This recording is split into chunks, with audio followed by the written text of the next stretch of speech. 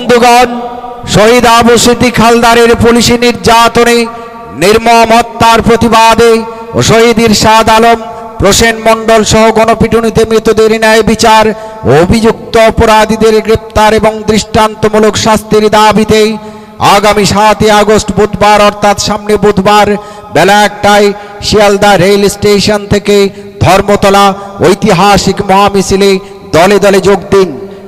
প্রধান বক্তা হিসাবে উপস্থিত থাকবেন আইএসএফ এর চেয়ারম্যান বিধায়ক নওশাদ সিদ্দিকী ও আরো অন্যান্য নেতৃত্ববৃন্দ।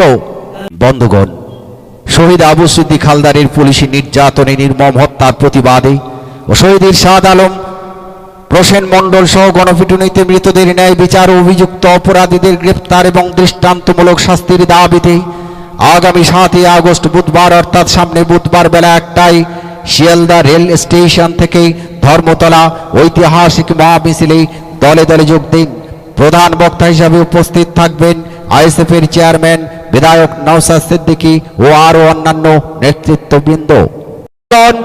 শহীদ আবু সিদ্দিক হালদারের পুলিশি নির্যাতনে, নির্মম হত্যার প্রতিবাদে ও শহীদ ইরশাদ আলম, প্রসেন মণ্ডল সহ গণপিটুনিতে মৃতদের ন্যায় বিচার ও অভিযুক্ত অপরাধীদের গ্রেপ্তার এবং দৃষ্টান্তমূলক শাস্তির দাবিতে আগামী 7 আগস্ট বুধবার অর্থাৎ সামনে বুধবার বেলা 1টায় শিয়ালদা রেল স্টেশন থেকে ধর্মতলা ঐতিহাসিক মহামিছিলে দলে দলে যোগ দিন।